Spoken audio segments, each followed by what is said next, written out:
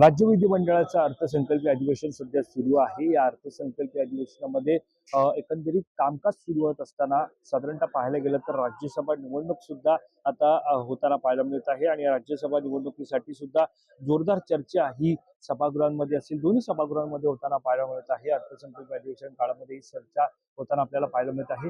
मात्र एकंदरीत ही अर्थसंकल्पीय अधिवेशनामध्ये राज्यसभेची चर्चा होत असताना यामध्ये महत्वाचं आहे ते म्हणजे साधारणतः महाराष्ट्रातील एकूण 7 जागांसाठी ही निवडणूक पार पडत आहे आणि त्यापैकी 4 जागा या भाजपकडून उमेदवार जे ते देण्यात आलेले आहे। 4 जागांवरती उमेदवार हे भाजपचे पाहायला मिळत आहे।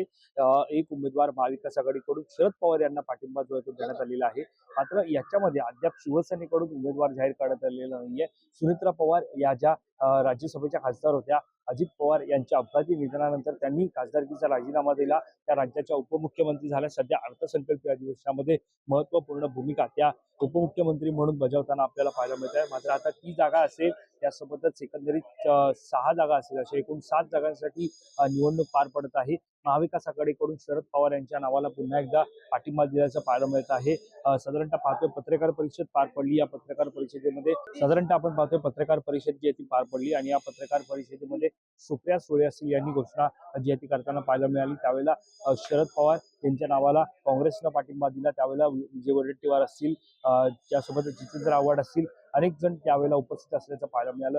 त्यासोबतच आपण पाहतोय हर्षवर्धन सपकाळ असतील, काँग्रेसचे प्रदेशाध्यक्ष त्यांनी सुद्धा पाठिंबा दिल्याचं आपल्याला जे आहे ते पाहायला मिळालं। आणि यानंतरच आपण पाहतो की शरद पवार हे आज उमेदवारी अर्ज भरायला विधान भवनामध्ये येणार का हे सुद्धा पाहणं तितकंच महत्त्वाचं असणार आहे। कारण आज उमेदवारी अर्ज भरण्याचा अंतिम आणि शेवटचा दिवस असल्याचं पाहायला मिळत आहे। दुपारी 3:30 वाजेपर्यंत अर्ज जो आहे तो भरायचा आहे।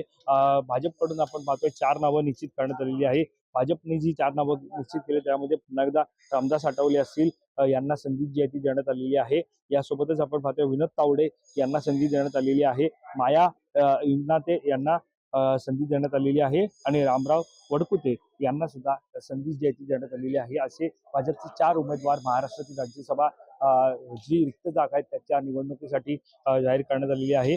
ज्यांचा यानंतर आपण पाहतोय महाविकास आघाडीकडून शरद पवार असतील, अद्याप मात्र शिवसेनेचा चेहरा समोर आलेला नाहीये।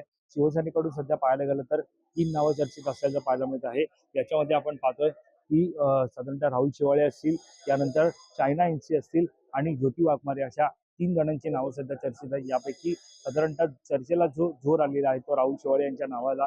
मात्र आता एकंदरीत 3:30 वाजेपर्यंत उमेदवारी अर्ज भरायचा आहे। शिवसेनेकडून कोणाचं नाव जाहीर होतं हे पाहणं महत्त्वाचं ठरणार आहे। दरम्यान ही निवडणूक बिनविरोध होणार का हे सुद्धा पाहणं तितकंच महत्त्वाचं असणार आहे। कारण संख्येचं बळ पाहिलं, संख्याबळ पाहिलं तर साधारणतः महायुतीकडे संख्याबळ जास्त आहे। त्यामुळे महाविकास आघाडीचे जे उमेदवार शरद पवार आहे त्यांची निवडणूक ही बिनविरोध होणार का ही सुद्धा पाहणं महत्त्वाचं ठरणार आहे।